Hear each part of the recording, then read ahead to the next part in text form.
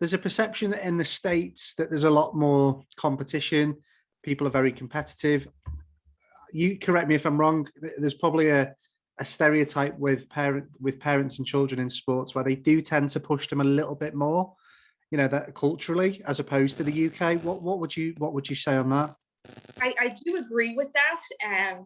But you know what I think the biggest issue is here is the sports scholarships. They're thinking of college. Okay. And they want sports scholarship, but we don't have that back home. Sure. When I think back to when I was 12, my dad wasn't stressed about, paying for college or sending me on sports and anything. I think at that point they just presumed, yeah, she's going to go to college here in Ireland and whatnot. Yeah. And then the opportunity just arose. We're here, they're thinking about college, at 7, 8, 9 years old. Okay.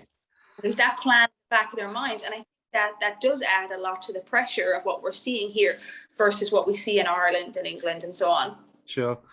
And in terms of the children, what age would you teach up to then? Obviously you're teaching as young as... So our juniors range from 3 to 18. Right. And right through essentially then. Yeah. And what percentage of those that you say would you get? I'd imagine people are starting to think of college more seriously by the time they probably get to maybe 13, 14, 15, yeah. Would you say? Yeah. So our kids, so we've had the program 10 years now. So we're getting to the point now where some of our older juniors are starting to go that college route. Okay. The biggest problem I see is there's no problem getting kids into the game at 3, 4, and 5. Yeah. It's keep 13 and 14. When they go into high school, especially girls, when they go into high school, they have the opportunity to play these different team sports. There's other interests, there's phones, there's boys, there's girls, there's all that kind of stuff. Yeah. That's where we feel like, I'm really sorry about these dogs. They never behave for me. It's no problem, honestly. That's where we see that, the numbers can drop, and it's tough to keep the kids in the sport. Yeah. What I generally find is it's the really competitive kids that do stay with it. Yeah. Yeah. That we as coaches have to find opportunities for maybe the kid that maybe isn't going to go on and play college golf, maybe, isn't the most, still giving them the opportunities to play the game and keep going with it. Sure. And what percentage would you say of kids at around that age do actually go on and play college golf?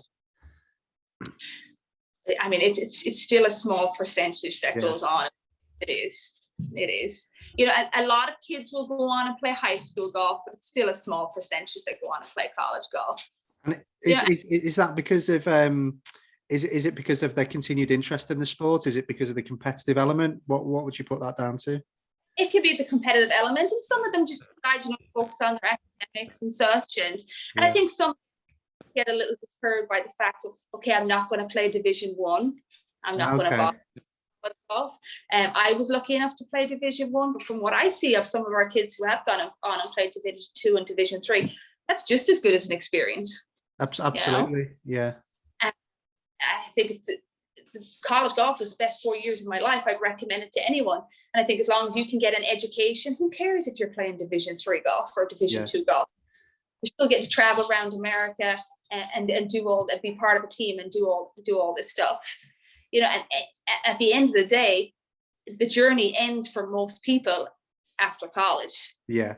And at the end of the day too, if you're going to be a professional golfer, if you're going to make it on the tour, whether you played college golf or not is not determining that. Of course, either. Yeah. And I think it's largely irrelevant, isn't it? Because I think there's just so many factors, isn't there? I mean, you might have the brightest prospect going to college and for whatever reason doesn't perform because of the distractions around them. And then similarly, you might have players that just catch up and just peak at the right time. And then when they get into an age where, they might not have previously thought of becoming a pro, but something just clicks in their later teens, which can also happen as well. And that can sort of propel them to rethinking their mindset. I totally agree. I can't remember who it was. I was watching, it's somebody on the PGA Tour, obviously. he had a documentary on there not so long ago. Why can't I think of who it was? But he played Division 3 college golf. Yeah. And kind of found his passion and drive through the 1920. Yeah.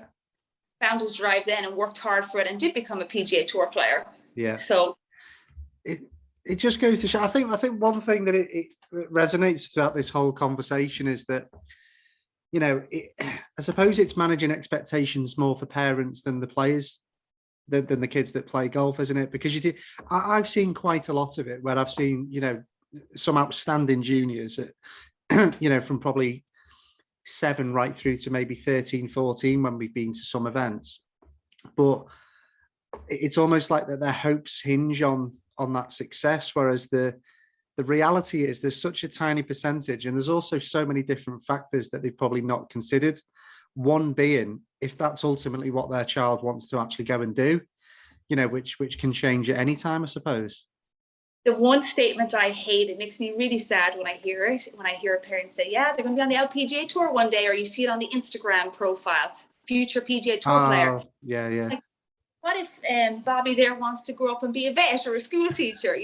Bobby doesn't know what he wants to do, you know? He's going to change his mind 50 times. I think we just have to deal with those things as parents. Yeah, no, absolutely. I couldn't agree more. And I think too,